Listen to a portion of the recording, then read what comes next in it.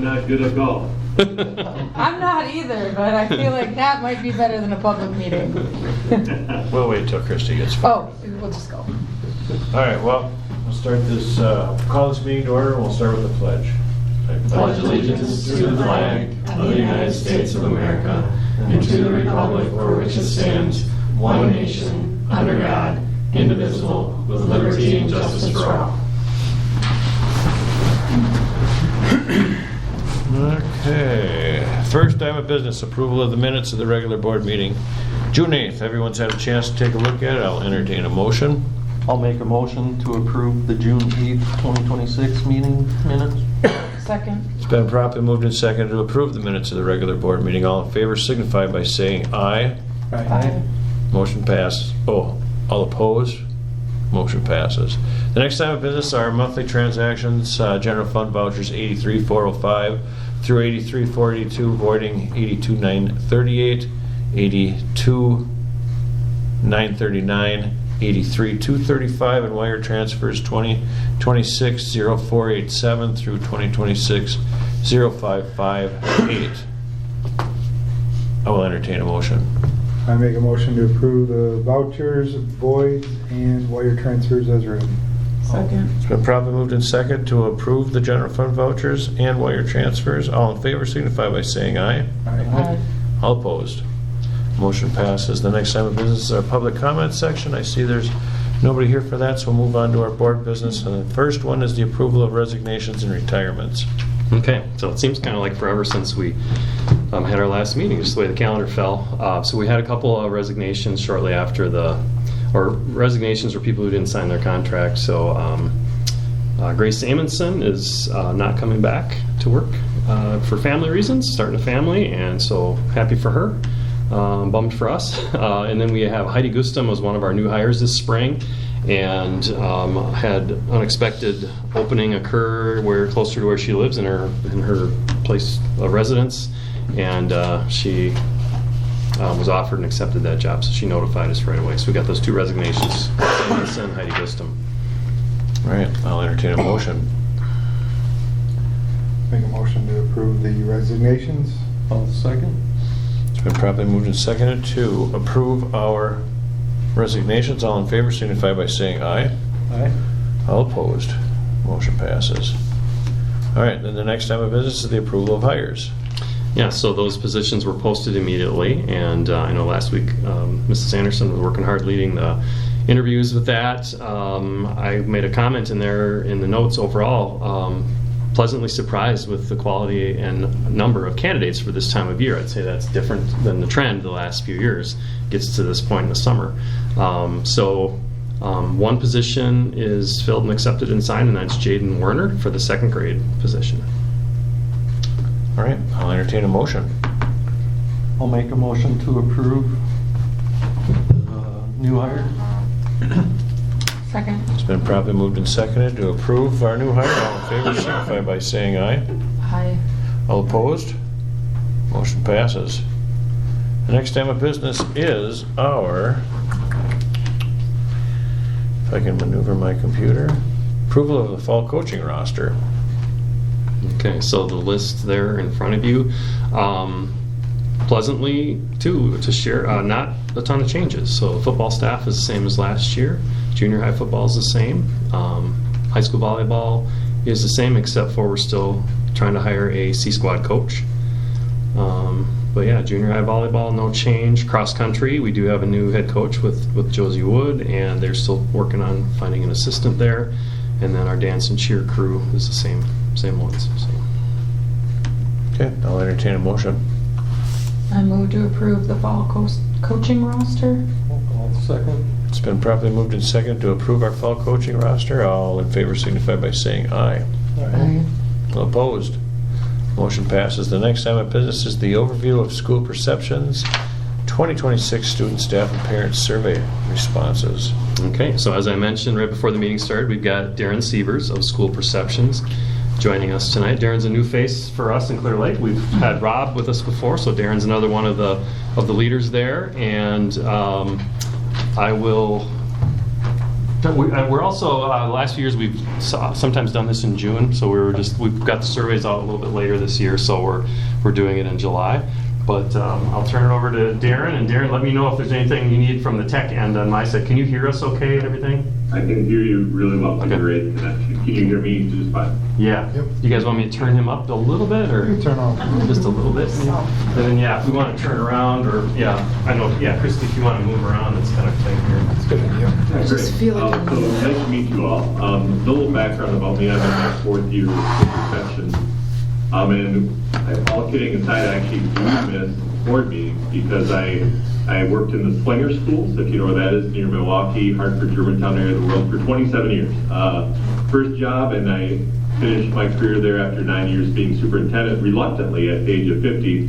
I'm originally from Red Wing, Lake City area, and my dad died. My mom's a widow, needed more support, and so I told my board it's got to be family first. So I got a job offer from school perceptions to support districts like yours, which kept me in education, but I have a little bit more flexibility to be a good son, support a family member. So truly, I miss board meetings. I love my work though because I do get to meet a lot of neat districts. I serve the western Wisconsin and Minnesota region, New Richmond, River Falls, Hastings. I won Somerset last week, so that's why it's a good fit for me to hop onto your account and help you any way I can. So I used to live in Lake City, by the way. That? I used to live in Lake City, by the way. Oh, really? Okay, fun. Not too many people from there. Yeah, small town, but beautiful town. You know Jim Baker? Pardon me? Jim Baker? Yeah, he's my football coach. He was my stepdad. Oh my gosh, yeah, he and Sean Sweeney were my football coach. Ah, cool. Yeah, so. All right, sorry to interrupt. Love that. So what Chris and I agreed on, so when you do all 3 surveys, staff, student, and parent, that's over 100 different questions and items we can measure for you. And what we did is we made the report a bit more succinct by just showing, I'll give you a summary of each report, staff, parents, and students. And then we're going to show you the items that moved up and the items that regressed a little bit, so that you have a picture of kind of how things are shifting around in your 3rd year of doing these surveys. Otherwise, if I show you every item, we're going to be here well over an hour, and I know you've got other business on the agenda, but know this, I always tell my projects, you're never done with me. So once you see this initial report, if there are drill downs, further data analyses you'd like from me, I love doing that for you. Tonight is just kind of an overview and a snapshot of all 3 reports, okay?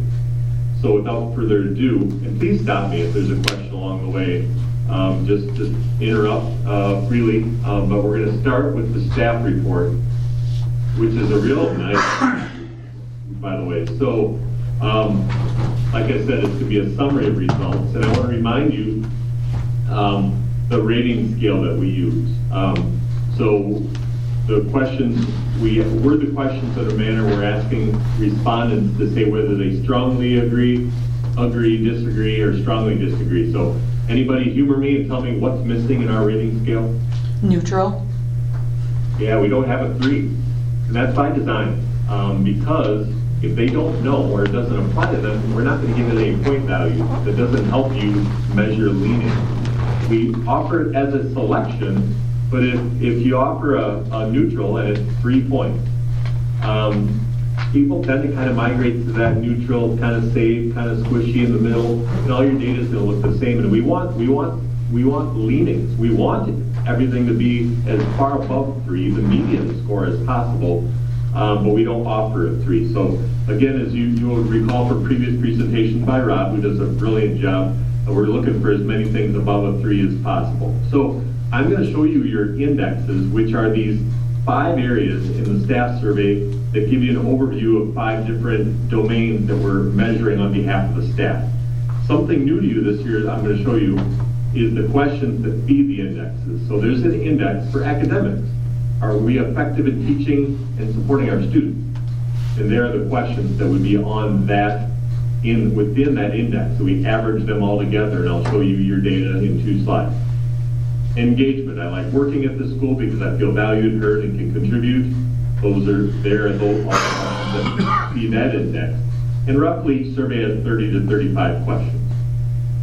How supported do they feel? Do I have the support I need to educate our students and work as a team? the student experience through the eyes of the staff, and then we have the staff experience through their own eyes. How are they feeling? So here's your snapshot and a look back of the past 3 years. So you did the survey in 2024, 25, 26, so those 5 indexes are all summarized there. And as you can see, 2026, we dipped a bit in academics compared to 2025, but are still above 2024. And same with engagement, that dropped ever so slightly compared to 25, but are still above 24.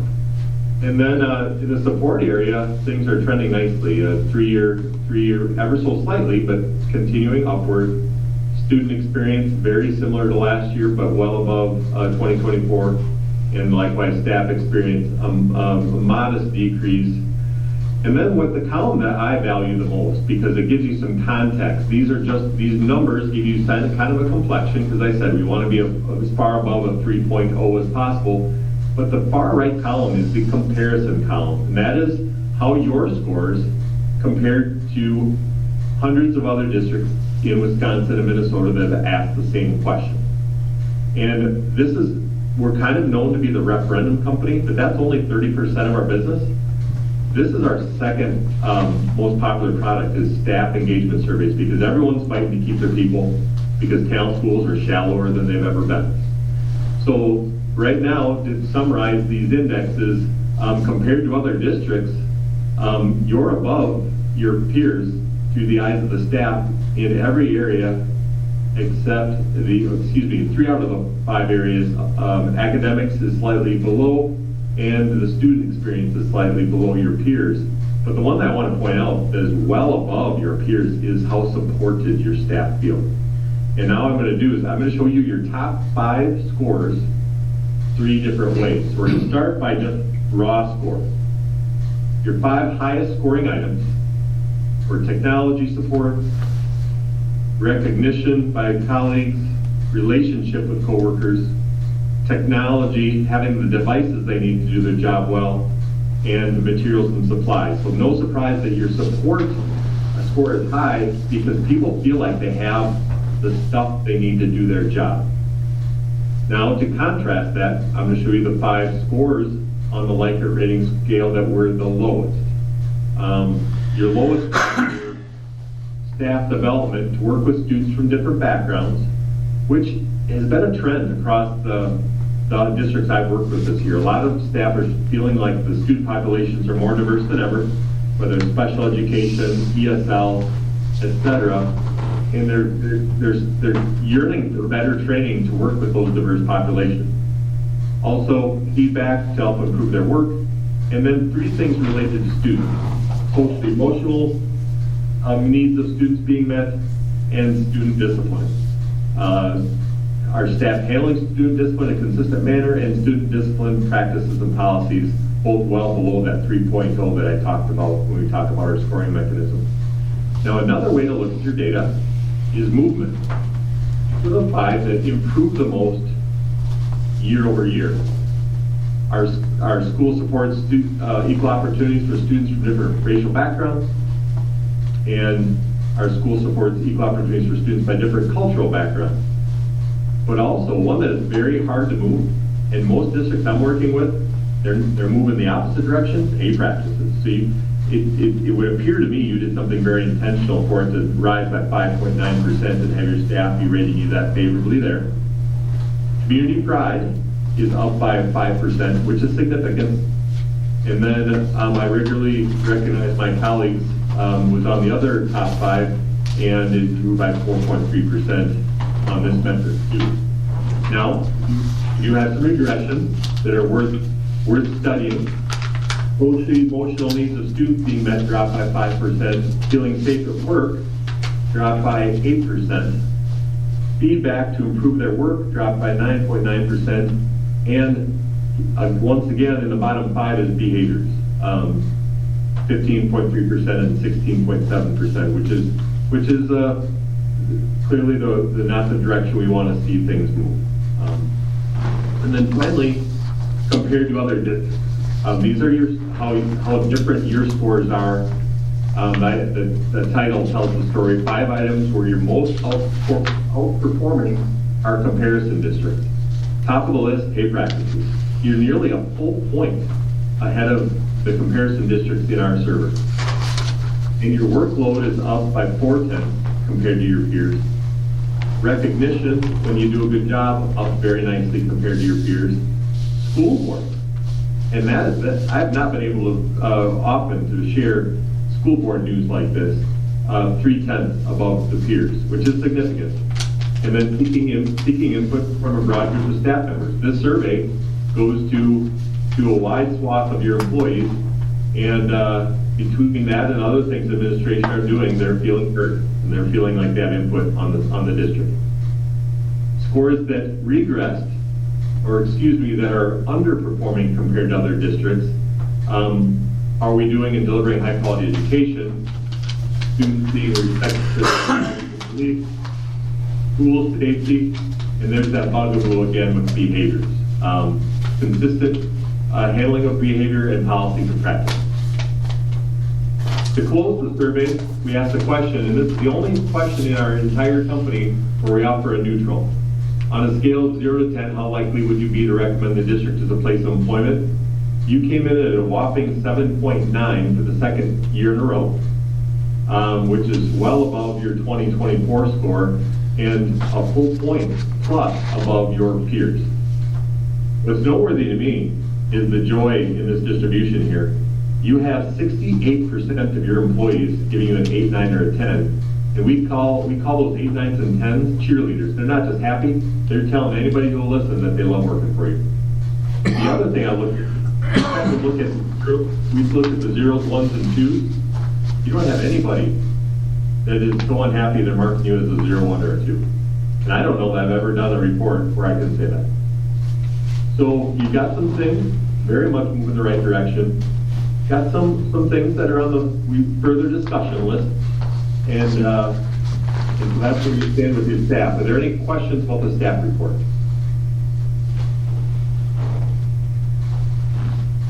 Okay. So we're going to move on to the parents. Same format. No quiz about the scoring methodology. These are your 5. Actually, I have a question. Those discipline,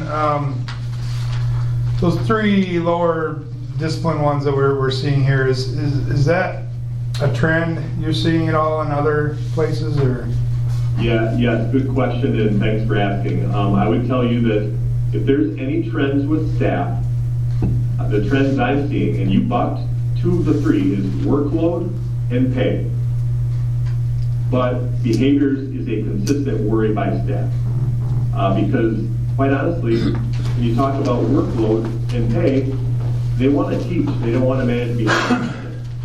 And so while you've got the workload and the pay practices taken care of, it is not unusual for the behavior being handled consistently to be low, or for policies and practices to be low. That being said, I would tell you that when we see a drop of 3, 4, or 5%, okay, that's where we start to worry a little bit. To see drops of this percent is a bit unusual. So I do think that they're trying to tell you something, that they'd like to talk about this further, and they'd like to see some things. And to your point, I think when I share with you the parents and the student reports, you're going to see a triangulation of data that shows that parents and the students have behaviors on their mind as well.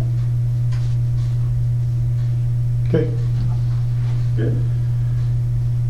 Yeah, more and more, like I said, as talent pools are getting shallow, they're also saying, could I just teach and not have to be dealing with and even the kids are saying, deal with the naughty kids, we want to learn. And so it's challenging right now. So again, talking about the parent report, they have 5 indexes as well. Parents have an index on how informed they feel, how included they feel, the educational excellence taking place in the district, the atmosphere of the district, and their overall experience for the students and how they're accepted, respected, and supported. And so we have 2 years of scores to share with you. your 2024 scores, and then looks like we had an off year, and then we came back in 2026. And so what you'll see is good consistency and progress from 24 to 26. Informed is up slightly, nicely actually, because that means all the questions must have grown together. Included, very similar. Educational excellence, up nicely. Atmosphere, 1/100 down. And then the experience, up by 4/100. Then you see right next to it, very similar scores to your peer districts in our comparison grouping.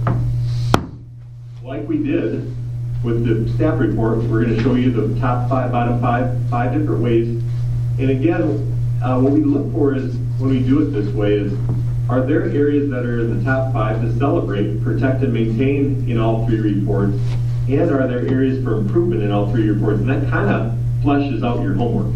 Staff, behaviors were in all 3 for the areas of improvement. Let's look at what the parents said. So they're feeling good about the facilities, welcoming environment, supporting their child's learning, having a staff member they can contact when they have an idea or concern, and how the staff are treating their children with dignity and respect, all nearly at 4 or above 4. And then 5 items of the lowest scores on a straight Likert score.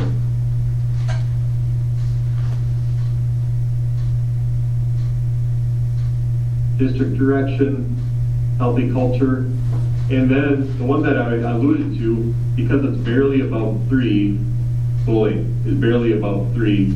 And so parents are sending the message that they're worried about how behaviors are being dealt with in that regard.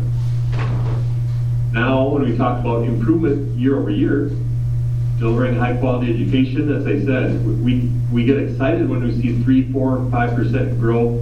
All 5 years are 3 or higher here. What's neat, encouraging related to behaviors, you see if my child breaks a rule at school, they're treated fairly. That's a challenging question to grow, because we can't agree on what's fair, right? I mean, parents, I'm sure Chris and his administration, when they hand out a consequence, they get a call, oh my goodness, that's not fair. I was a high school principal, I was an elementary principal, I was a dean of students. Most of my career is behaviors, and just try to get people to agree on what's fair. Keeping informed on what the district is doing, having high expectations for their child, and parent involvement is moving in the right direction.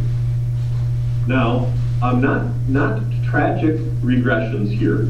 I don't get worried about 1% backwards. It's not until they hit 3, 4, and 5 where we start to scratch our, hey, what's going on? But welcome in my child's school, healthy culture, clean and well-kept facilities in the 1% range.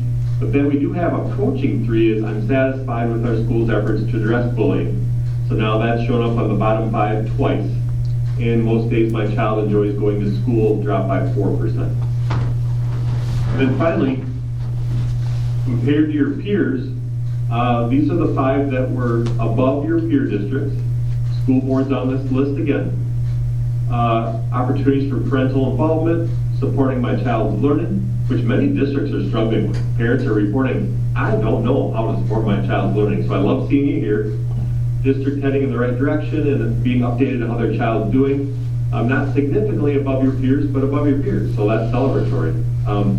But then, 5 items where you're underperforming compared to your peers. School staff treating my child with dignity and respect. My child getting help when they need it. School culture. There's that bullying questions, and my child enjoying school paired up again. So again, you see how when you see the data across 3 different ways of looking at them, you can kind of start to see some trends emerge. And then the parents love this growth from 2024. On a scale of 0 to 10, how likely would you recommend our school to a friend or family member? Which for me, the former principal in me says that's the greatest compliment I could get, is when a family says, hey, enroll your child at Clear Lake. That's a good place to learn. Good people there. And while you're slightly below your comparison group, you surge nicely compared to 2024. And again, I always look for, are there big bands of people, 0, 1, and 2? And not at all. But you do have 46% of your parents giving you an 8, 9, or a 10. So if you contrast that 5% in the 0, 1s, and 2s to 46% in 8, 9s, and 10. I like to see that distribution. And you see, when you give them a neutral, people tend to score you at a neutral at a pretty high rate. And then finally, the students. Same scoring. They have 4 indexes. How connected they feel. I belong at school because I have healthy relationships. Learning. How I'm feeling about my learning. Is it challenging, interesting, and can I get help when I need it?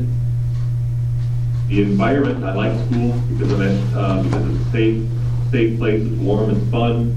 And then overall experience. I feel accepted, respected, and have the support I need to be successful. So you've got 3 years of data to study here. The connection score grew nicely in 2025 and continued to hold there 2026.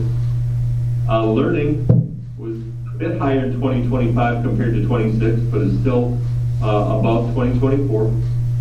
And environment continues to be nicely above 2024. And then their experience. Great improvement from 24 to 25, and you held fairly steady in 2026. And now you see how your scores compared to peer districts that we also have collected data from.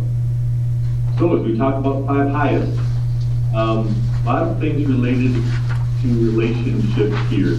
I was a former counselor in Slayer, my very first job, and sometimes I get asked that question about, do you really have worries about kids at lunch? Absolutely. When I wanted the lunchroom, broke my heart to see that child that's sitting in the corner at a table all by themselves.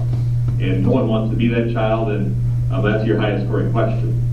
They also report having friends who can help them when they need it, and that they try their best at school, and that they have an adult they can seek out if they need help. And they like helping other people when they can too. So lots of relational things in your top 5. Lowest 5, come back to some things that might be worth more of a conversation. Bullying appears in your bottom 5 from the students too. If I were bullied, I'd feel comfortable talking to someone about it. I can relate to what I'm learning. Talk to people outside of school about what I'm learning. Below a 3, most kids at school follow the rules, slightly below a 3 as well. And then the homework and projects I'm assigned to help me learn and are more than just busy work. That's specific to our high schooler kids. We're trying to gauge how much meaning they derive from their homework. That was in your bottom 5 on the raw Likert score measure. As far as year-to-year improvement, your student data stayed pretty stable as far as growth. If I were bullied, I'd feel comfortable talking to someone about it. Actually grew by 20%. That's why it's helpful to look at things a couple different measures. It's moving the right direction.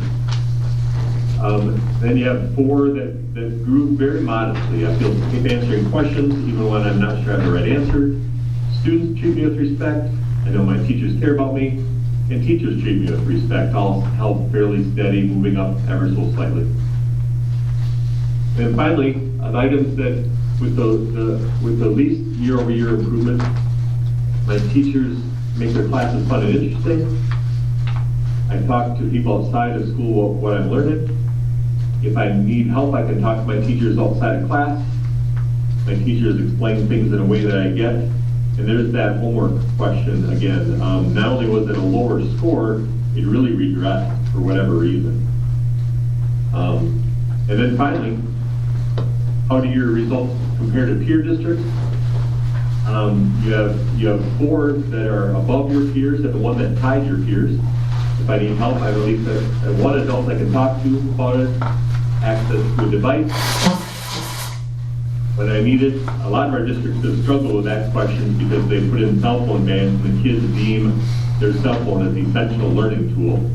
I feel safe at school and my teachers call me in class.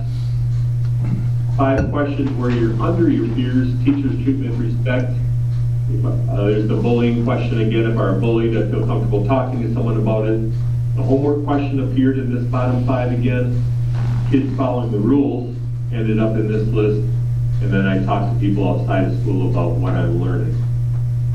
And then when we asked the question on that 0 to 10 of the students, most days I like my school, this one had far more of an even distribution. Some lower scores, some distribution down to zeros, ones, and twos that is very, very different from what we heard from your parents and staff, and not nearly as top heavy through the eyes of your students as well. And so while we surged nicely from 2024 to 2025, 2026 brought the district back down to that 2024 level and has you below peer districts who have asked this same question as well. So believe it or not, that was the summary. If we'd have gone through every question, it would have been significantly longer. But tell me, what questions do you have as we've unpacked all 3 reports tonight a bit? What time were the kids given their survey? Was it after lunch? Before? You know, Teresa? It varied, I think. Fourth, fifth, and 6th grade, they were able to do it when they could fit it into there. Yeah. I'm guessing before lunch. At the high school, we did it, or they did it. So in the elementary, it was just 4th, 5th, and 6th grade that Yes. completed it? Right. Okay. And then over here, I think they did it in English class, you know, because every kid had an English class. So I think it varied throughout the day. We did it a little bit later this year. Every year we've been a little, like the first year, I think it was early mid-April. The second year we went pretty aggressively early right after spring break, and it felt pretty challenging to get it in. And then this year it went a little bit later. So it's been in through late March to early May. Timing can matter. Yeah. As you get that summer itch, I do know that what we can see and from all 3 populations is kind of that I've got an eye towards summer and kind of grouse in the end of the year, the frenetic pace of the end of the year, all the wrap up kinds of things. So there can be that there, but I think there are all 3 reports do talk to each other a little bit in the area of at least some of the student things related to behaviors and those things. I guess that would be my holistic takeaway. Now, I'm very careful about, I'm not an expert in your district. I just see a lot of this data, and those are the trends that seem to emerge, kind of bubble to the surface for me. But again, that's where your district administration and principals can huddle up and talk about the results and try to figure out what's there. I also want to tell you, please remember, we do this not just to look for trouble, but to celebrate the growth. And you have some really neat growth in a number of places from all 3 reports, particularly some of the things with how your staff is feeling about their workload and their compensation, and how the parents and staff are feeling about their board leadership and things of that nature, which is, it's not easy work right there. It's not been often this year I've been able to report scores like that in those domains. The last time we had talked about this, or the last time we did this, there was some results that in context could go different ways. And he had spoken about, well, in my experience, this is the way that context goes. And is there any of these results that you would, you can be more clear about as far as, I guess,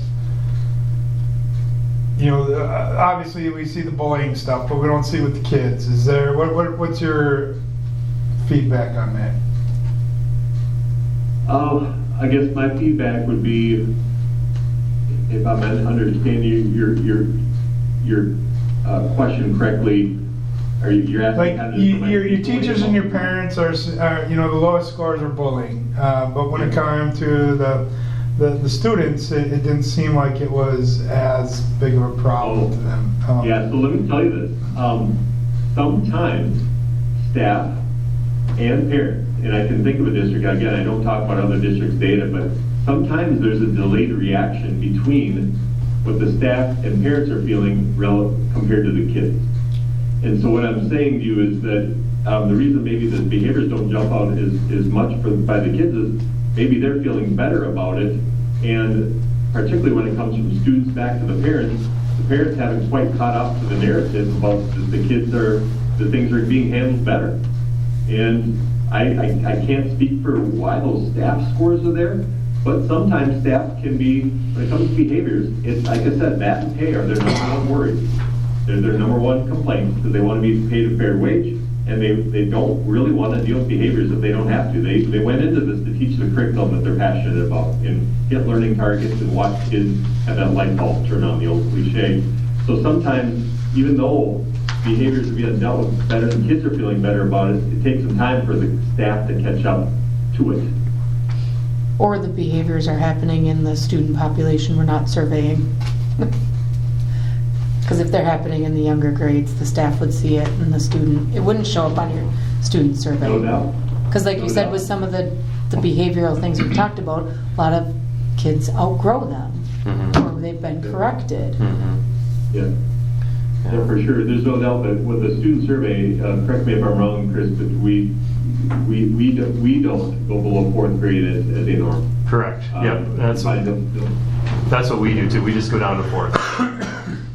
Developmentally, I would tell you as a board that we don't really feel like below fourth grade they're equipped to really cognitively just give a real good reflection on things like getting help when I need it, those kinds of things. But once they're reading, shifting from learning to read to reading to learn, so to speak, on the ELA continuum of acquiring skills, we feel like they can read a question and give an opinion once they hit fourth grade. And honestly, we get some pretty neat results from those fourth graders because they just reached a new threshold of maturity.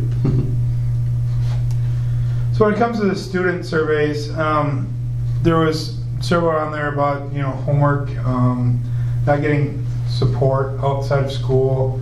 Can you speak to how maybe those questions are in relation to each other, or might be? I don't know that there is a real relation there. I mean, again, being able to be, well, okay, getting help outside of school with homework, there's not a relation there, but with the question about talking about what I'm learning outside of school, I see a direct correlation. That tells me that for some reason, the homework that they deem the homework that they're being assigned as being more in the busy work category versus being exciting and intriguing and interesting.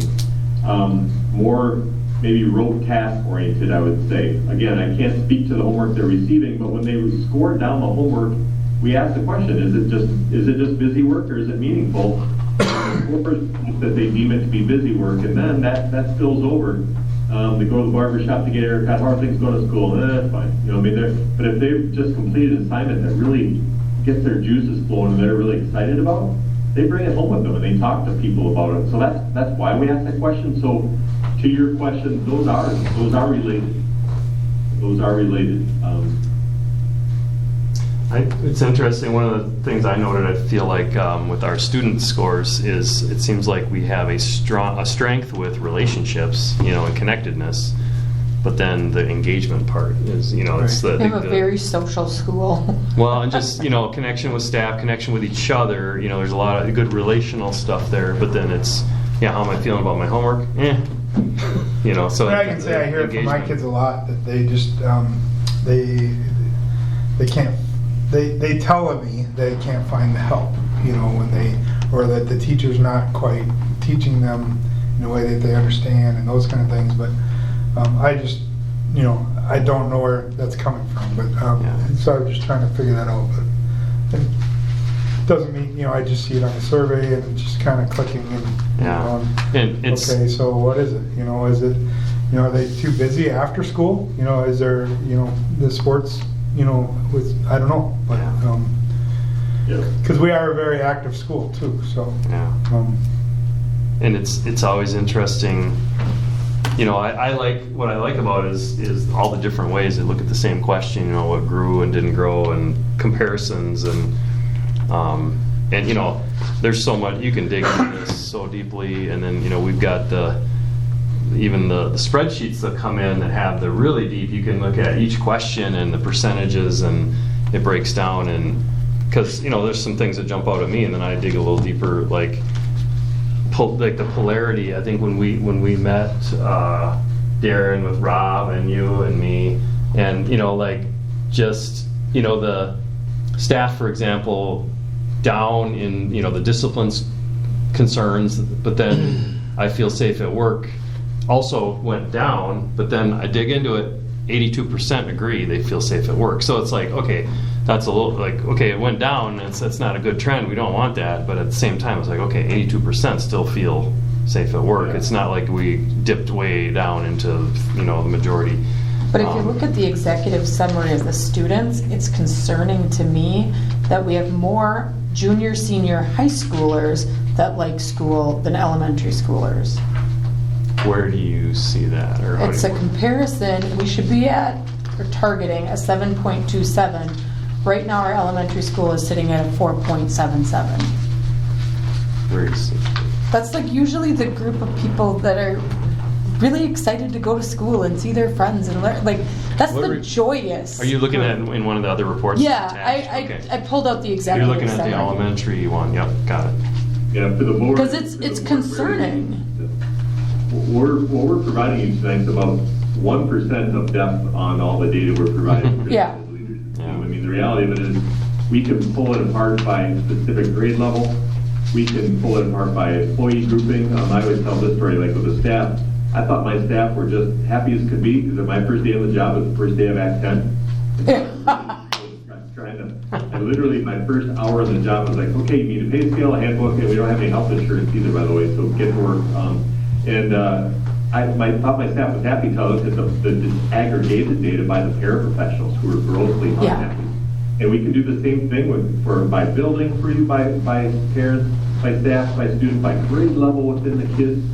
Sometimes we find there's something going on with that fifth grade team at a certain elementary, because all the fifth graders' scores are incredibly unhappy, and we can target things that specifically. So what this is just given the surface, and I'll help any way I can, but Chris and his team have very good data to drill down and try to understand where some of these behavior things are really. It's just that's where our junior, senior high was in 2024, and teenager telling you they don't like school, that's par for the course sometimes. Depends on the day, but Can I ask a question? That's 3 grade levels, 4, 5, 6, versus 6th grade levels, 7 through 12. That would maybe alter some of those kind of percentages too, because it's half the sample size. I don't know, I'm just wondering, you get 10 kids that are like bottomed out. yeah. So wondering if that. No doubt about it. A district your size, your data is going to be far more vulnerable than, let's say, I'll give you a living, breathing example. I work with Elk River on Seago in Minnesota. There's 17,000 kids.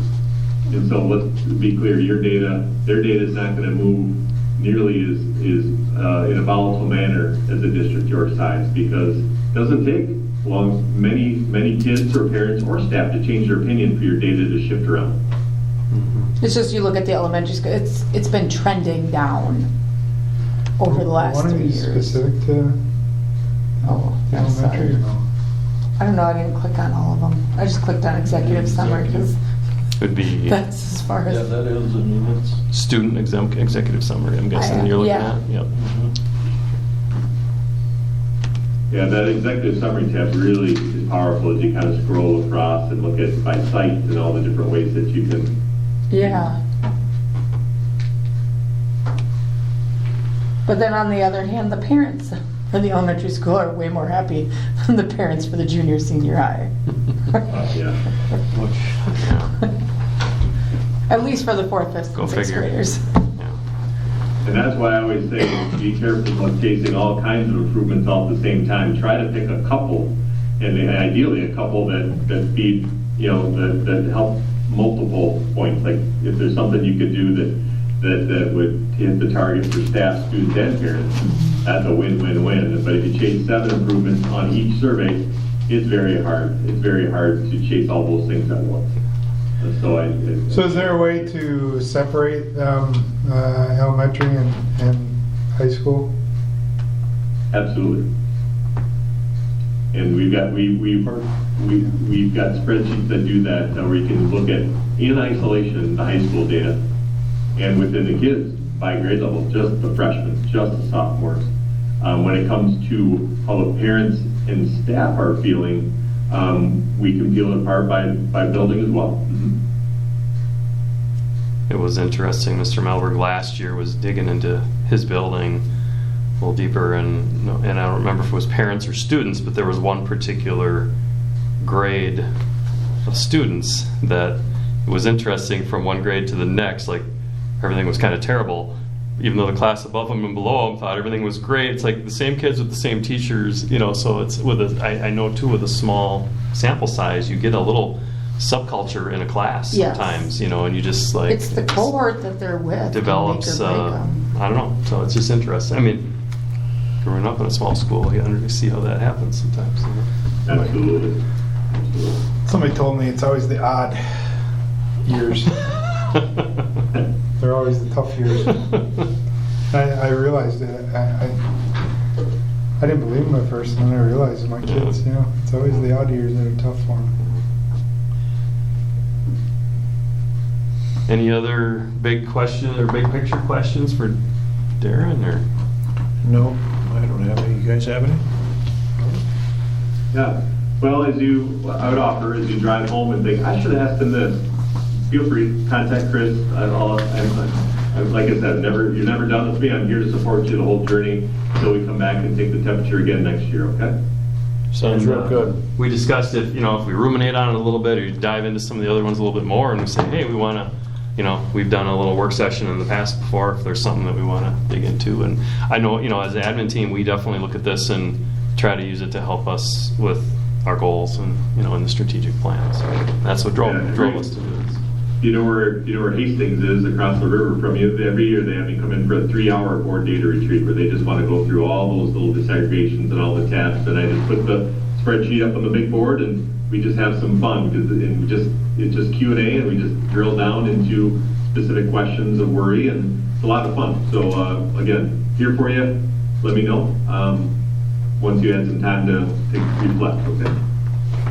Sounds real good. Thank you, Darren. Thank you. Nice to meet you. I'll ask my dad if you were any good. Yeah, he'll say no. I was mainly a tennis and basketball guy. Sure. Not like this. So take care. Now, please, in all seriousness, tell Jim I say hello. I will. I saw him in St. Charles at a wrestling tournament last year, and then he left before I could get across the gym. Gotcha. All right, take care. Thanks, Darren.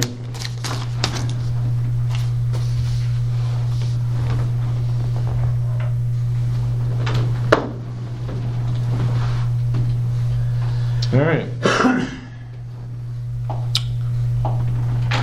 I feel a lot better about spending money on that perceptions after a meeting when you get to see what the results look like. Absolutely. And there's a lot there. You can really go down a lot of rabbit holes with that. So it is good. I appreciate how they are able to bring in the big picture to keep it high level, like he said, to remind us, like, hey, you can't set 7 goals. You got to look at, try to be specific. Right. All right. All right, so let's move on and get this meeting on its feet here. Next item of business is review of the 2026 summer school. Okay, so I'm going to let Mrs. Anderson do the talking here. So the document attached there just shows the enrollment. It's the optional program. So these are families and students that opted in to it.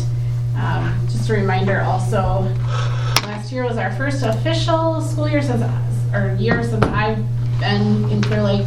We are officially a 2-section elementary school.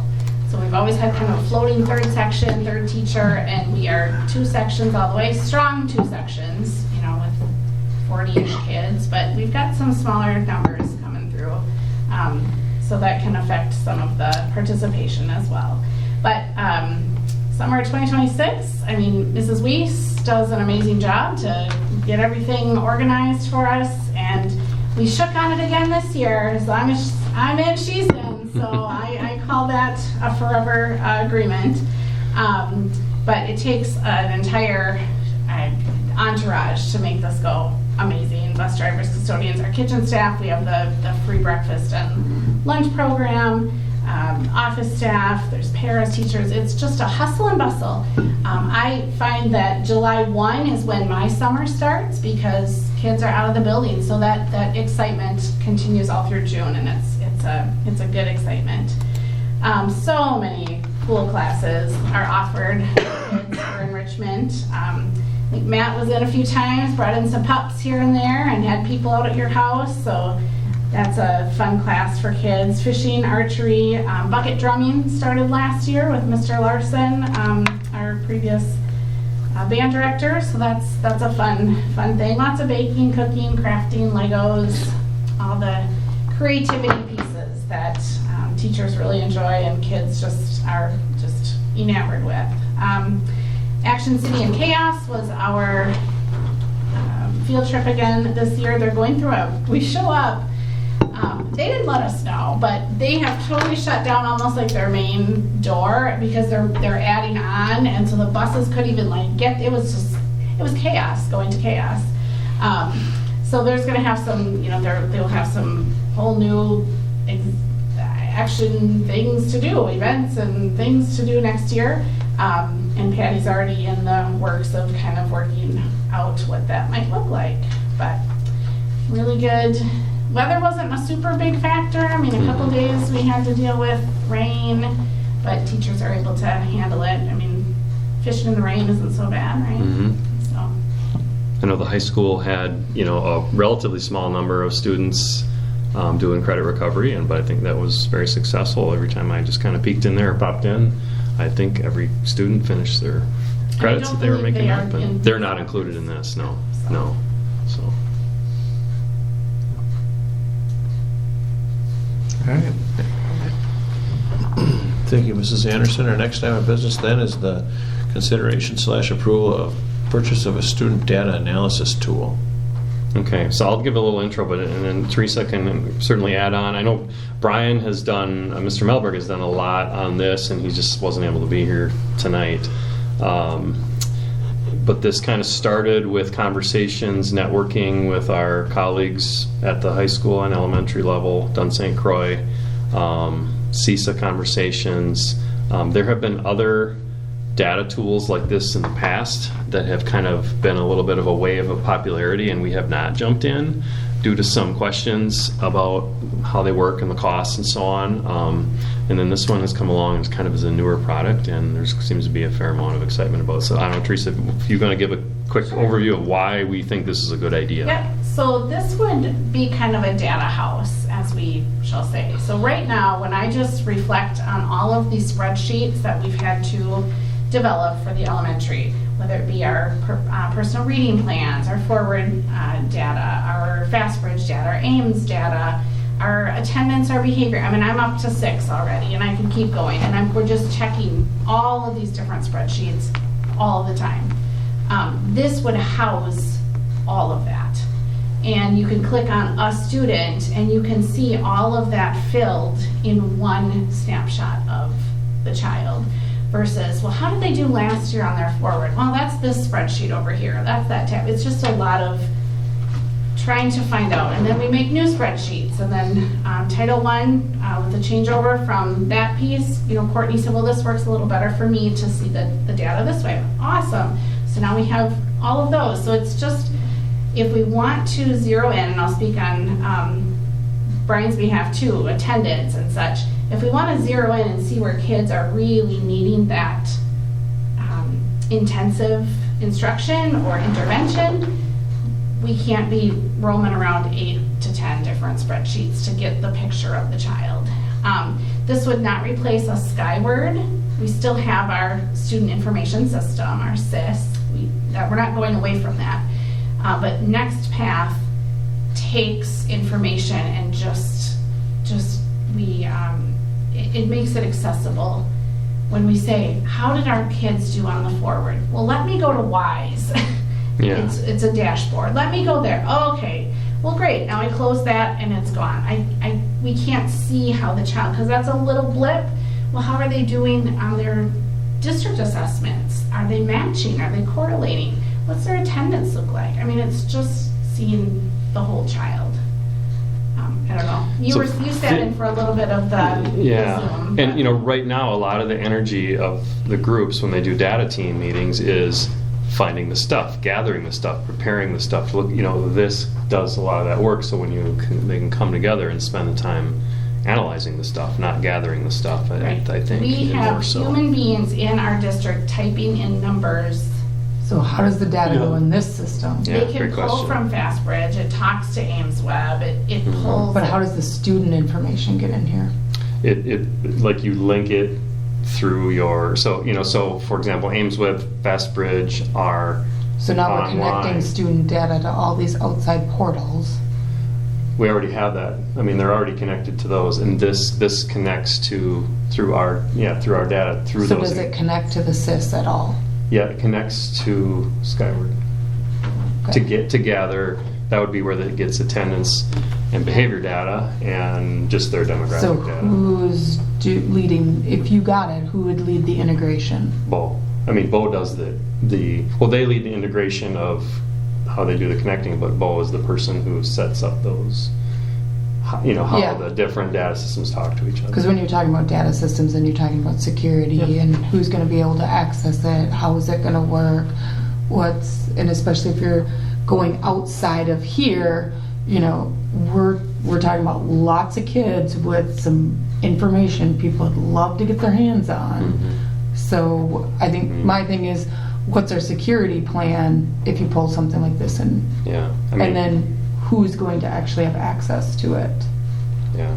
I mean, we've been doing that for years. Right now we're required to connect our SIS to the state with Ames Web or through WISE or, so that's Skyward has, robust systems.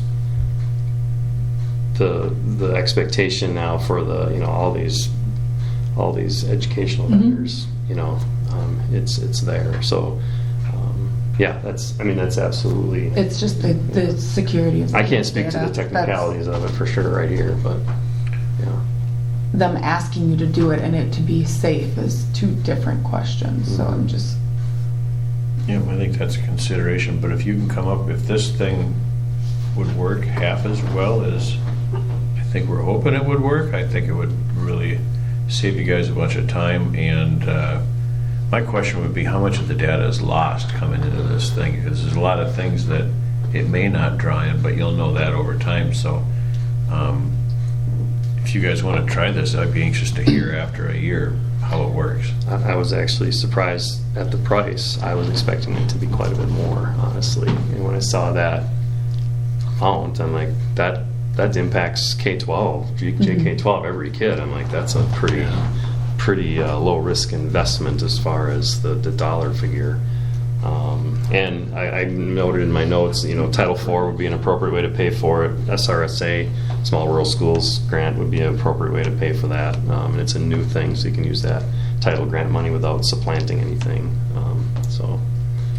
I'll just say one more thing, and it's not to kind of convince but it's just to show another aspect of this. So with Act 20, which is the reading mandate about our youngest learners, students who fall 24th percentile or below on the Ames Web test have a personal reading plan.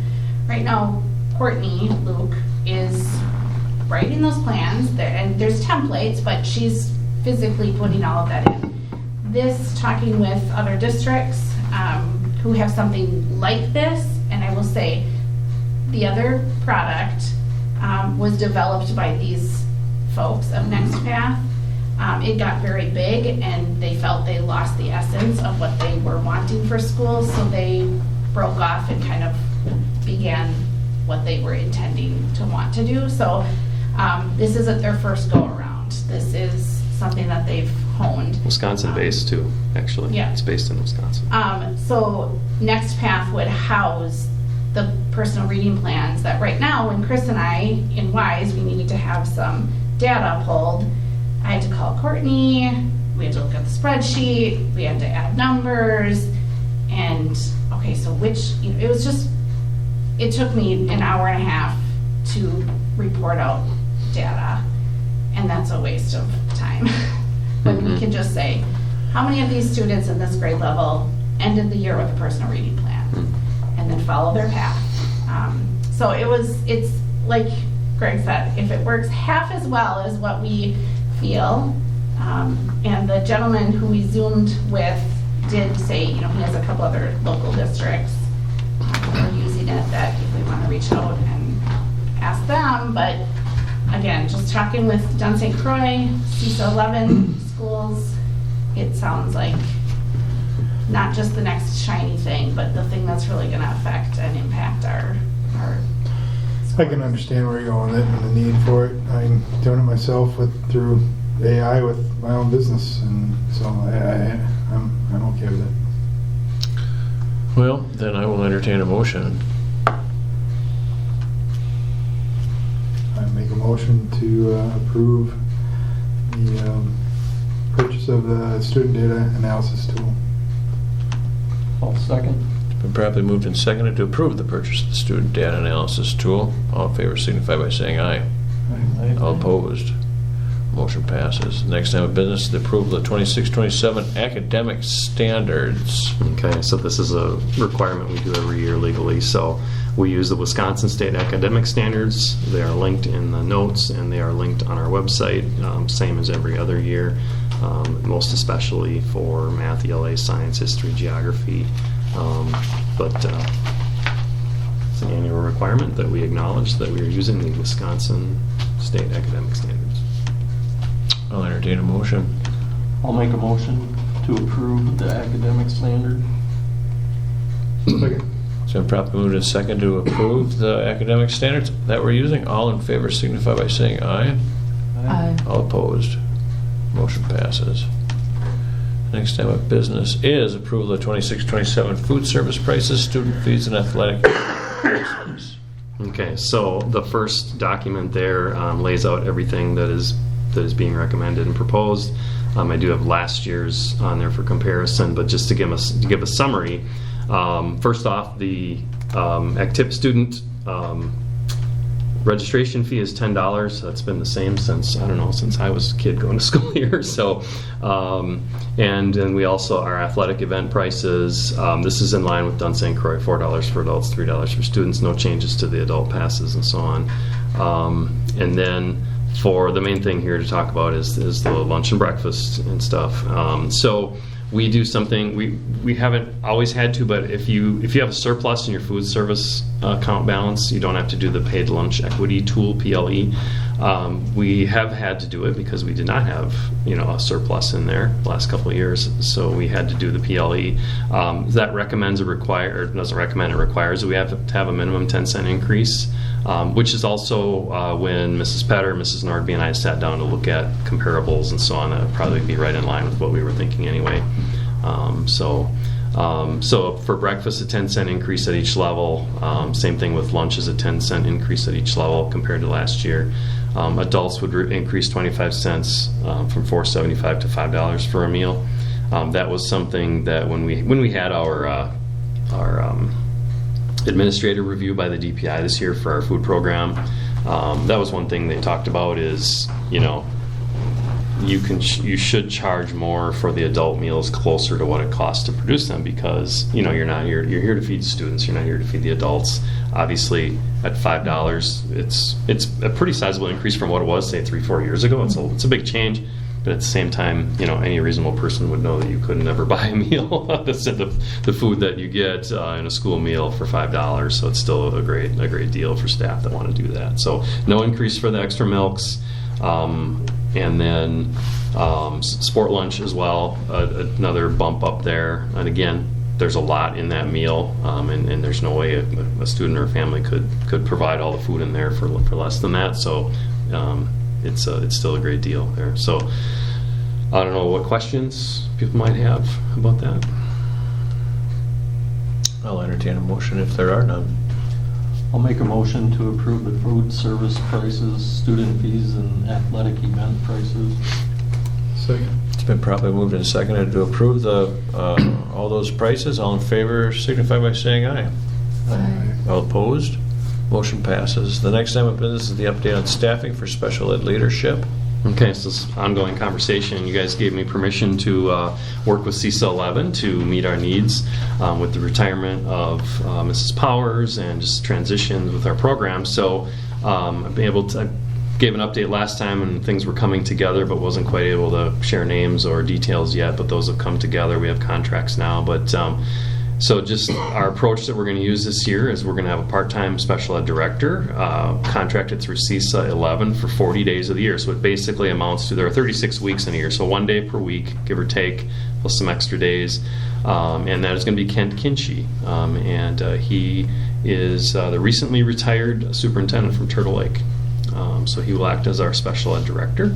And then we also, with him being part-time and not coming from a specific special ed background, we understood the need to make sure that we also provide not just oversight and leadership from him, but also additional technical support for the teachers, actually writing the IEPs, actually doing the evals and the re-evals, actually writing the FBAs and the VIPs and getting assistance with that.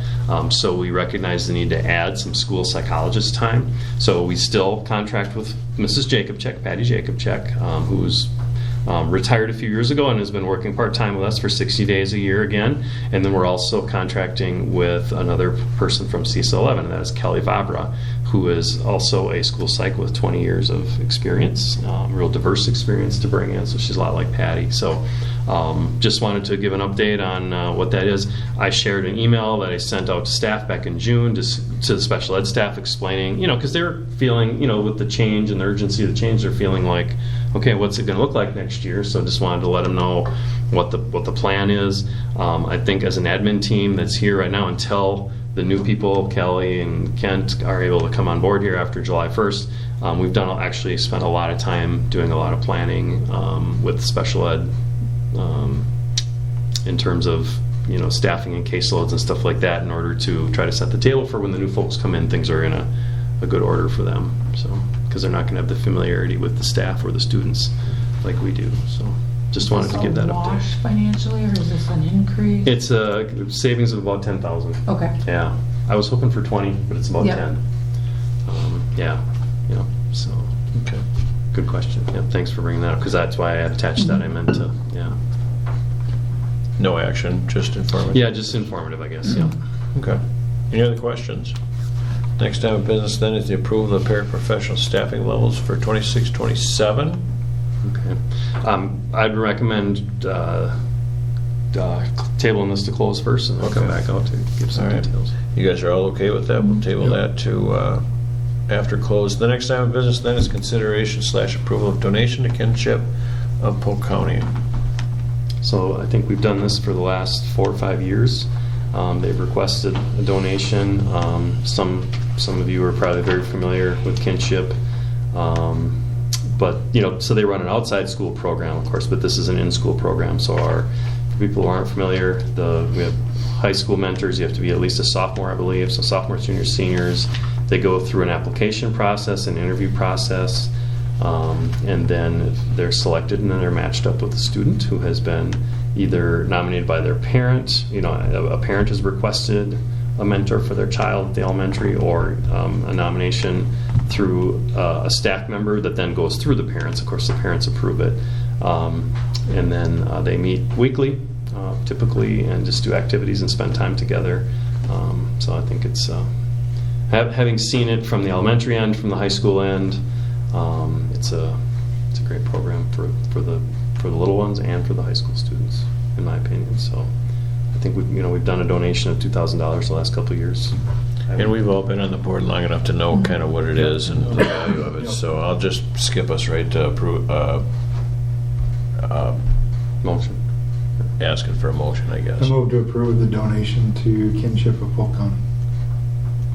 It's been properly moved and seconded to approve the donation to kinship of $2,000. All in favor signify by saying aye. Aye. All opposed. Motion passes. Then the next item of business we have is the 25-26 year-end district budget update. Okay, so our year end is June 30th, but really the reality is, it trickles into July quite a bit, and it's the end of July is when we are required to really kind of make that final determination of any surplus that we have. we make a deposit into our Fund 46, our facilities fund, and then those funds are considered spent, and that then, by spending that money, it doesn't count against your state aid the following year. So in the old days, before Fund 46, unspent money was considered like, oh, you didn't need that, so therefore, they would penalize your aid the following year. Now with Fund 46, it's a great tool to be able to do that. It takes away a little bit some of the mad dash that used to happen in June. So last year we had an unexpected surplus due to, if you recall, we got an unexpected huge state high cost transportation aid payment last year. And this year too, we monitor it, we check in throughout the year, and you see the reports every month, and we've been feeling good about where the budget was at, and we actually had a larger than expected surplus as well this year too. So a lot of and I'll wait to hand this out so it makes more sense, but so we really breaking it down the last few weeks is we had an extra $190,000 in revenue beyond what we had budgeted. And again, we got another $162,000 payment for high-cost transportation aid, which was not what we thought. We had budgeted about $75,000 that we thought we were going to get, and that was based on our conversation with Ben at the DPI last year. But we got this larger thing. That's a good thing. There was a mental health grant that we understood that was a one-time grant that was done, but that it's a continual thing. So that was an unexpected revenue, and we got more SAGE money. We got a little bit more transportation money. We had some insurance refunds that we got. So through good performance. So we actually had a bigger revenue than we expected. Than what we budgeted, I should say. And then we also had significant underspending on some of our expenses, most notably purchase services. We underspent $100,000 of what we budgeted on purchase services. So that's things like open enrollment. We did a little better on open enrollment, in and out. Just staff travel, student travel. We didn't have we didn't have a team go to state in sports and stuff like that. Phone, internet vendors that we pay, non-capital objects, $119,000 underspent on just things like general supplies, classroom supplies, non-capital equipment, technology, hardware, paper, classroom supplies, stuff like that. Insurance, we underspent on that. Our food service transfer, just a small, we did a little bit better than what we had budgeted by $11,000. So you total that all up, and we underspent by over $350,000. There's a few things that we'll tweak between here and the next week or so. Wow, that's nice. So we ended up with a larger than expected surplus, and so that's good news. And I wanted to share. So this will look familiar to you. This is just a draft mock-up first thought on this, but it's. I don't think Teresa has a copy. But this is just, I've been playing with this. So I created this sheet a few years ago, and I can manipulate, so along the top is where the outputs go, and in the middle strip there is where you can punch in the numbers. So the line there that's gold that says transfer to Fund 46. So, I add in the surplus or the underspent up there at the 573. And then, as I punch in what the transfer would be, then it calculates what the surplus would be left over, that would be unspent, that would roll up to the top pink area into the Fund 10 balance, and then the money that you add to the Fund 46 transfer, the gold one, also then that counts as spent money, goes up into our Fund 10 expenses, and then it calculates in the top chart there. Under 25-26, you see 19% the fund balance as a percent of expenses. So it's kind of been a goal to build that fund balance back up to 19. Last year we made a pretty big jump. The balancing act is if you leave too much in Fund 10, again, that can penalize you. If we left all that money in Fund 10 and rolled through, our fund balance would get huge, but that would penalize us for state aid next year. So, HVAC.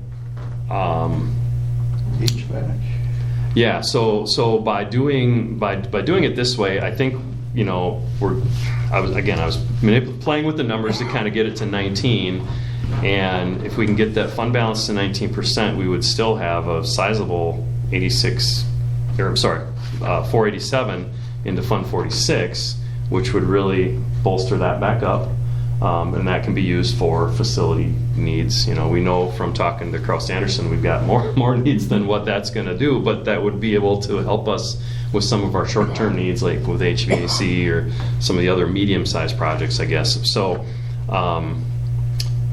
just wanted to get your kind of input and reaction by leaving 86,000 into the rolling into the Fund 10 balance. You know, the risk with that is, not the risk, but, you know, that means it's probably about a 20-some thousand. You take about 30% of that is probably what you're going to lose in state aid the following year. So about 20-some $1,000, high, like 27, 28, I think I figured, would be taken out of our equalization aid formula, which means it probably goes on to our levy, our local levy. So that's a little bit of the caveat there, is you don't want to leave too much in there and bump the levy up too much. Now, why wouldn't you move it all out then, Chris? Well, to keep the levy at 0. Yeah. Then our fund balance is not going to grow. You know, it's going to probably, maybe shrink a little bit because as your expenses get bigger and if your balance doesn't get bigger, So we want to keep a fund balance in there that is adequate to keep what we've been doing, which is not having to do any short-term borrowing or have to, worry about our balance, our cash on hand as the year goes on. But that is why I'm asking the board to make sure, because we'll make a decision on that before the 30th. We have to make our deposit at the bank. I had one other thought. What was I gonna say?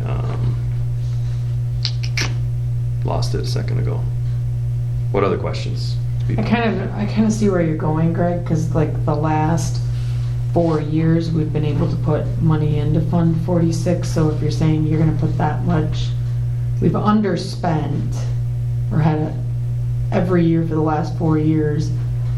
The probability of us overspending is probably not that good. We could put a little bit more in. Yeah, although when we looked at our projections, we know that we've got a tight, and like even I've been just scratching away at this stuff when we're like, how did we underspend? And I think that it's a combination of the additional revenue that we got and the underspending. When we look back through at what we had budgeted, that's based on, it was a pretty tight budget. It was based on what we'd spent the prior years, so we didn't pad anything. There wasn't anything in our general supplies, so we reduced a bus route. We did some different things throughout the year, and I think we've just been trying to be really frugal and not buy. We haven't bought any big equipment. We haven't bought any vehicles or lawnmowers or anything like that, and so we still know that. So in the next do we need couple a bus? Months here, because that would support leaving that amount in there. Right, and the next couple months are really going to be big for us, as we know. We've talked about, we've had people come in to talk about what does an operational referendum look like. We need to keep doing that analysis, and between now and October, November, when we really lock that in, we're going to keep looking at that. And so we're building the preliminary budget here now, and up till the next meeting in August, we'll bring that forward, and then from the August meeting to October, it tightens down even more, and we'll keep working with our partners at Baird to tighten that down. So I'm not getting something, Chris. Why wouldn't we take all of the 86,000 and dump it into 46? Why wouldn't we do that? Because I am a little concerned about our fund balance. We used to be up at 19 a few years ago, and it's dipped down in like 20, 21, 22, 23. If you look back historically, we dipped down quite a bit, and it was a little, it'd be nice to get it back up closer. And I am a little concerned about, projected shortfalls. We've looked at some models that we've forecasted, and it's like, well, we could have a shortfall next year. And I guess if we can pad that fund balance a little bit, if we do have, we've been very fortunate the last few years. If we do have a negative, at this time next year, and we're saying, hey, we overspent, or we're negative by $150,000 or something like that, I guess I'm trying to ward against that future concern. But the thing is, so pulling money back out of 46 for certain things to keep our fund balance in Fund 10 high enough, that's one lever that we can pull, right? Yeah, Okay, so another lever that we have, though, is short-term borrowing, right? right. And seems like we don't want to do that, but when we're going to give $20,000 of that 86,000 away for next year, that interest we pay on short-term borrowing gets pretty cheap, right?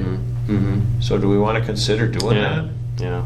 I mean, do we have a revolving line of credit with anybody right now? We don't. We haven't since We haven't used anything for- probably 2008, 9. Probably we've been able to avoid that. So my question is, just from an auditor's standpoint, it makes sense to do that, just every year to be able to empty that back out. Because some of the big things that are gonna happen are probably gonna come out of Fund 46. Yeah, I mean, you always have that Like the lever that you number of can things pull that to we get can yourself pull. back out of an early in the year if you have to pull, if you have to borrow some money. Yeah, but we we just use can't. that as a separate account. Yeah, we can't. Once it's in there, it's Yeah. locked in for facilities. We can't buy a bus with it or No. anything like that, or use it for salaries or benefits or personnel or anything. The big expenses. So What's 6% of 86,000? Let's just say we had to borrow the full 86. sure. 5,000? 5,000 more. The 160. So if we had to pay interest on that all year, we'd be money ahead, right? I'm throwing that out there because Yeah. Well, what does the money that sits in Fund 46 get? Is there an interest that is attached It does. to that? It does get an interest. I don't know. We just. Might have to bring up Pillar Bank. Oh, yeah, there's probably an offsetting, at least 1% or 2, you'd think, right? Oh yeah, it Because gets. interest rates it's right in- now are fairly high. Yeah, that's why I want to ask. Because I think there's a better chance, we- just based on how we've been spending and everyone is really doing their due diligence. And if you keep that trend, there's always gonna be unknown things, but I think the one known is you have a potential to make a little bit more money that we can put into the buildings, which we know we need to. I mean, it's a risk thing. I'm kind of with Greg, I'd rather risk it and put it in the savings, Well, do a just short-term borrowing. All of it, or? We just did the math, the worst case scenario, we're gonna gain 15,000, right? Well, and what I can, I'll meet, I can do a deeper analysis with our partner from Baird and see, we could leave some in there. We're gonna get to some point where it's like, it's Yeah. the hit to the. When does this have to move? July 29th, July 30th. Okay. Yeah, so we got a week and a half, 2 weeks here to do that, so, yeah, there's a point where the hit to our levy would be negligible, so Yeah. I'd leave a little bit in there, Yeah. throw it into Fund 10. We are gonna get, so that the equalized aid estimate for next year came out July 1st, and we are gonna get additional, we're one of the districts that's gonna get, for whatever reason in the formula, we're getting more state aid next year, so, So if you're It getting would more get state aid next year, offset. that offsets it would that. offset the levy increase that, let's say we're gonna get 150,000 more, if our levy goes up 25,000, it's only gonna go, we're gonna get 125,000 state aid instead of 150 additional state aid, so it's gonna offset that, so all those different factors is what I'm, and I guess that's why I want the board's input on, because I'll have to make a decision, and I just want to know, do we want to prioritize building up that fund balance, or do we want to prioritize, roll it into 46 and keep that levy from jumping up at all, and that's why I'm asking. So, and I I see both sides of it. That's why I'm asking, because there's pros and cons. So I don't know, how does the two of you, because I'm But in Greg's saying Greg's it camp. makes complete sense, but, yeah, but. and I understand what you're saying completely. I agree.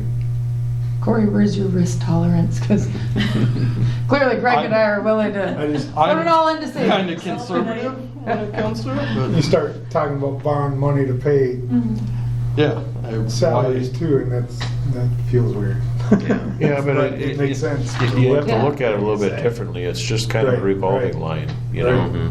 Yeah. It's like putting, if you had 10,000 in the bank and and you're just borrowing against your own money, basically, but there's a little bit of an interest cost.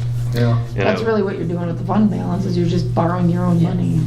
And I will say this, we've been at the 17 here and we haven't had to borrow. So, Yeah. If we can, obviously, 17, 17% of 9.1 million is a lot different than 19% of 7.2 million, which was our Yeah. expenses, What many years items ago. have we paid out of Fund 10 in the past? Well, Fund 10 is our whole, that's our main big budget. That's all our regular spending budget. Whereas 40. Oh, how much have we let roll in, or? No, like what bills or what comes out of Everything. Fund 10? Fund 10 it is our general electric, fund. all that? Everything. Yep. Pretty much everything except for food service and So- special ed and stuff. Although Fund 10 still pays for that because How we much Yeah. transfer money. Gonna fluctuate. yeah. And that's what you're. Yeah. So it is, we're fairly safe either way. So it's not like there's a no-brainer decision here. Yeah. So Do you there's move a all little of bit it? of. Do you leave 15,000? What do you do? I mean, I'm pretty confident if we go down to leaving just say 20,000 in there. I mean, that's going to be a really negligible no hit to our Yeah. But I guess I'm hearing you say, let's not make the levy go up at all based on Yeah, this. that's- Let's keep the levy not to go up at all. Yeah, I if think we that's- can, and because it has gone up a fair amount the last couple of years. And that would be good So- leverage if we do have to go to referendum. Or Mhm. Yeah. So, and there's always going to be facility matters to address, and Yes. that money's never going to go to waste if it's sitting in Fund 46. So, Right. I'll put the priority on that, and but probably leave a tiny bit, leave a little bit in there that's And going to then- no hit on tax levy. And then next year, when you overspend, you can say you told yourself. Yeah. I can Like, say then, that. then That didn't work. You burn the right. Say I told you so. Do we then need to get some short-term financing or something set up? I don't think it's imminent or anything. No. Again, we haven't had to the last few years, We but usually it's. only get tight right around November. Mhm. And that's just because our Our revenues come in from the state like this. Yeah. We get a big payment, whereas our expenses go like this all year. So it's just you get highs and lows in your account. So that's all. Have you ever done it where you have to, like, we have, like, expense freezes where there's just certain points where you just don't buy certain things because of the way the money fluctuates in? Okay. No. We have certain points in time where, like, you do not buy stuff in January Mhm. because of the way Sure. the revenues come in. No, we haven't, well, we haven't had an encounter. No, Yeah. but it's just one of those things to I take a haven't. look at, I going, haven't. expenses have to come in here, Mhm. or they have to wait until here because of the way revenue comes in. I can remember maybe one conversation with Lori where it was like, big bill, like health insurance bill going out. It's like, well, if I hold that till next Wednesday, Yeah. we're getting Yeah. our deposit from the state, and it just feels It's better. those little so. things. Holding Yeah. it there. Yeah. I guess that was more my question. You can level out and Mhm. plan a little. Yeah, we've been able As long as to. you think there's enough in. So we're not buying a bus in November is what you're telling me? Right. Not now. Definitely not now. After. All right, thank you. I appreciate the input. All right, next item of business then is the approval of the 26-27 Transportation Handbook. Okay, so there are no changes to the policy in here. We look at it every year, and we go through it with the bus drivers in August when we meet with them. There's no changes to policy other than some, names and dates. And then we are still working on staffing, and Tom gave me an update today. He's got 3 people in the works that he's helping to train. They've done their applications and background checks and all that kind of thing, and he's working on getting them their license. So All right. that's good. All right, I'll entertain a motion then for the Transportation Handbook. I move to approve the 26-27 Transportation Handbook. Second. Been properly moved and seconded to approve the 26-27 Transportation Handbook. All in favor signify by saying aye. Aye. All opposed. Motion passes. The next item of business is the review of the 25-26 seclusion and restraints. Okay, again, this is an annual requirement since I think 2012-13 school year when the law went into effect. So we report it to the board, and then we also report it to the DPI. So this past year we had 7 restraints in our district of students, 6 different students, 7 restraints. Each of them, you can see the grade levels there. They were elementary students, which is typically, that's where they basically always are. I don't know that I've ever remembered a restraint at the high school or the middle school. So that's typical. So that is, and then I think with that, you can look at the historical document, the second attachment there. I just went back and went through the last several years from the district reports, but then I also went back through, I just had my own stuff from working here a long time. And so, that is an increase from what we've typically had. What happened in 12 and 13? So yeah, that was I would note that. So in 12 and 13, because we look and say, well, boy, 7, that's more than we've had in a long time. But in 12 and 13, we had 7 for 6 students. In 12 and 13, it was 15 and 11 for 2 students. Yep. 2. So, I thought I was curious. I wanted to go back and look at that and see. We can see back in 13, 14, we had 5 different events as well, and so there have been years where it's been a little bit more elevated, and we've been lower for a while. So. Yep. All right. Next item of business then is a review of the 25-26 ACT 12. Or yeah, it's Act 12 is the law. And so this was new last year, and if you remember, and Brian's not here to do the report, but so it was a new law saying that grades 9 through 12 schools required to put a report into the DPI every year of any criminal activity that occurred, and there are specific things they outline as criminal activity, and then it is so we have 0 to report for grades 9 through 12. Wow. And so what's interesting about this law, and we've heard multiple folks from ASA and WASDA and attorneys talk about it, and it's a very ill-conceived piece of legislation because many times, let's say we even refer a student for something that happened, unless we have direct knowledge that gets confirmed to us somehow officially that they actually got charged, we don't know, we can't report it. So there are some times where we do get official word from, say, the police or the family or whatever, or we get called to court for something, and then we know. But in many cases we don't really even know once we pass it along to the police. So it's a kind of an ill-conceived piece of legislation, I think. So, but anyway, it's a compliance thing that we need to do. So our number is 0 this year. All right, next item of business is the reminder of the district annual meeting date, August 31 at 6 o'clock. Yeah, so 6 o'clock instead of it's been 7 for a number of years. So, and we'll do it in the library, I think, like we've been doing it for the last few years. Sounds good. All right, then the next item of business is second reading of our board policies. So, And I'll run through them if you want.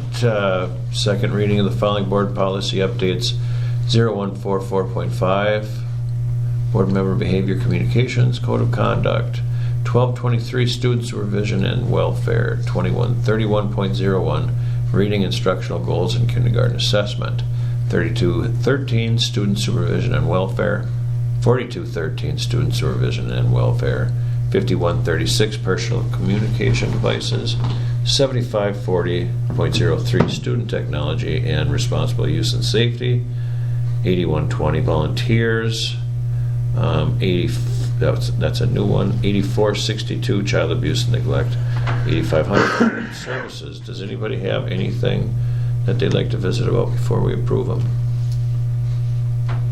Seeing none, then I will entertain a motion to approve the updates. I make a motion to approve all the policies as stated. All second? It's been properly moved and seconded to approve all of these policies as stated. All in favor signify by saying aye. Aye. All opposed. Motion passes. All right, the next item of business is the first reading of our board policy updates and approvals for the next batch. So yeah, I'll try to go through them quickly. I want to point out the last attachment on the second reading is it says 26-27 policy update summary, and we're not going to go through this, but I just want you to see. So we created this document because this year there's so many different things that really are kind of far-reaching from those policies that we just approved and the ones tonight, from the new cell phone law and the personal, all the stuff with Act 89 and Act 57. So we made a chart to just make sure that we follow through and have these put into our student handbooks where necessary, our staff handbooks, making sure we know where we got to do training, because some of these laws require mandated training. So I just want to assure the board that we understand that there's a lot to those things, and it's kind of a big sea change and stuff. So yeah, for the first readings, these are a little bit more or a little less involved than last ones. Those were pretty deep, kind of involved. 2261, the parent and family engagement. This has been a long-standing policy, but it's just some minor tweaks to the wording. Honestly, for Title I, there's requirements in Title I that you do outreach to family, and I kind of feel like this pretty much could have been a technical correction or technical update if you ask me. I don't know if anyone has any questions on that one. There's not much there. Termination and resignation. This is one that we've actually approved pretty recently, and I think they realized, Neola did, that so they added the word employment and they put in emphasis of support staff employees, because even though this is in the support staff category of not 41, for the 4,000s, they just added that word to make it very clear, because apparently people must have been confused when they looked at it. So that one's pretty straightforward as well. Entrance age 5112. This has been a policy we've had for quite a while. It just adds in a statement there about verification of the child's age shall be required at the time that the child enrolls. So this is something that we've done anyway. Like when we have 4K registration, they bring in their documents. 23-year-old.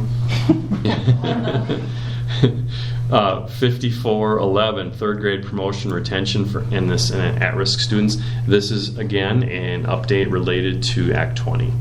So Act 20 requires certain things for reading achievement and personal reading plans in order to advance. And third grade is where the program ends, so they have to advance out of third grade. They have to meet certain criteria, but it adds an appeal process at the end. So. And it explains the process for a person to appeal the decision not to promote a child to grade 4. So that one's pretty simple as well. 7440.01, video surveillance and electronic monitoring.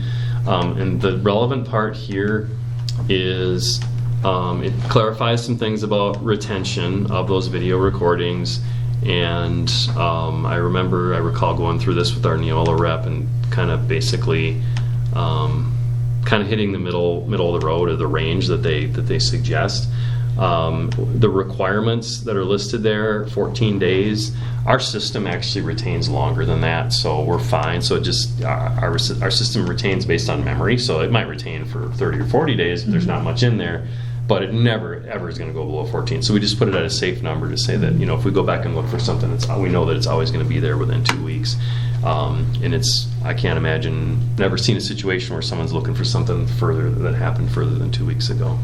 Even like crime detection stuff. So, and then the other thing that's important this year too is that, and I don't know if it's addressed in this policy. Of course, I'm getting, with all the myriad thousands of lines of policy language here.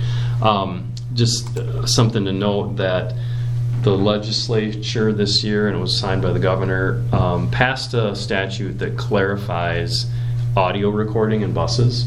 It was an area of kind of unsettled law, different interpretations in Wisconsin. Basically, every bus that has video surveillance has audio surveillance on it, not just in Clear Lake, but in most systems.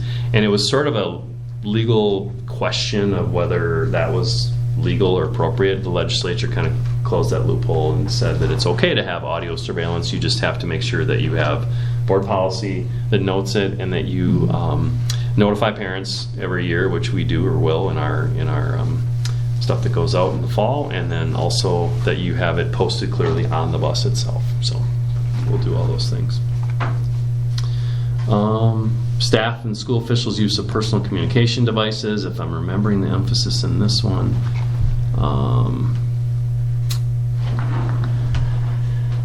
This is the one District approved social media. where it needs to be the district approved platform. So we are working towards having everything on Rooms, even for coaches, until Rooms has an, I think I mentioned this last time, they're working on an update where they're going to be able to give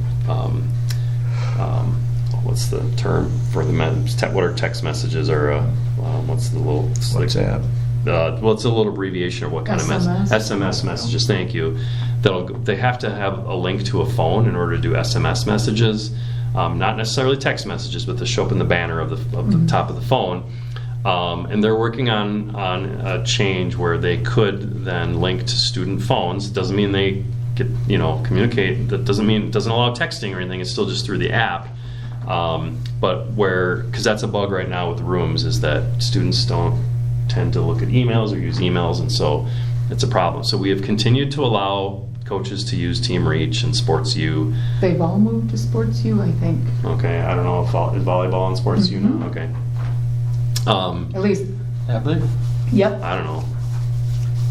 yep. I get so many messages I can't keep from different kids, from different kids. I just know that I only have to Boys go to basketball, one. still Oh. emailing and I just know for girls, I only have to go to one app, which Okay. is really, Yeah. at least that's convenient.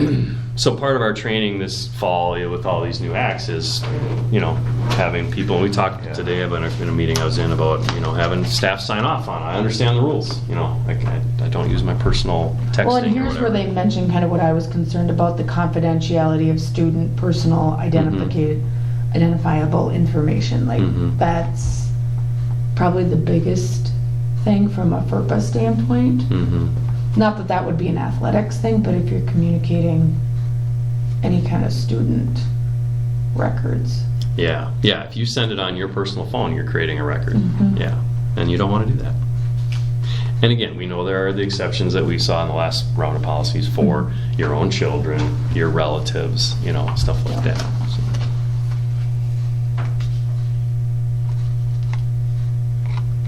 I don't know if there's any other questions on that one. 754008, artificial intelligence, and this is a policy we've had for a while, and they keep adding to it. I think as things evolve, and actually, I like the additions here. And we've struggled with our tech committee. There's so much changing and so much information. Going through this and all these additions in here really actually is this is a policy I would put right in front of staff and use with staff to say this is a really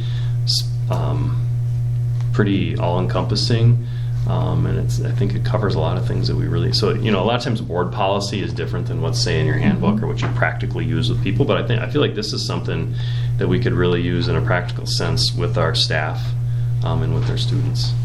So, but basically, it just it defines all the different definitions related to AI. This is a first reading, so there's a lot of green there. So if there's anything that we want to dive deeper into and talk about again next time. But I like how it has a section, bottom of page 2, general principles, transparency, ethical use, content responsibility. Just that those were things that we've talked about as general concepts of what we need to have with AI. We don't want to be a district that says you can't use AI at all. That's putting your head in the sand. We don't want to have it wide open. And the things that I've been hearing and listening to people, leaders on this, is like teaching kids it's about ethics. And it's not just about AI then, it's about, just being honest about what you're using it for, that it's another tool, and you just be transparent about what you've done with it. It talks about age appropriate, for students, it talks about age appropriate instruction on responsible use, digital citizenship, privacy, and the risks and limitations.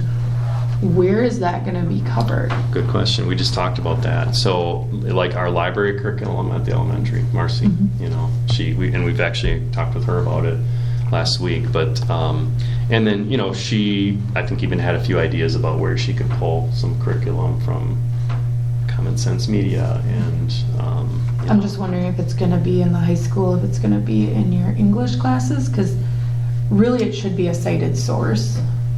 Mr. Melberg talked about perhaps having it be in middle school, maybe in the business ed classroom, because all the kids get it there, and it's technology focused.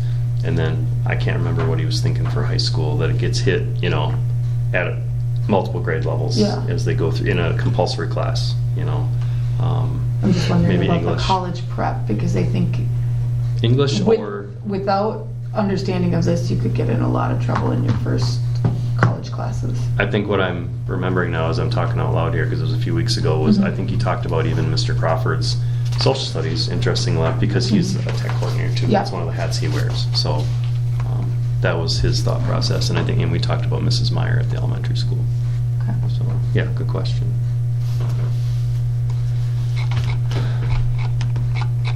Questions about that? School safety and reporting of crime statistics. This relates right back to Act 12 that we just did.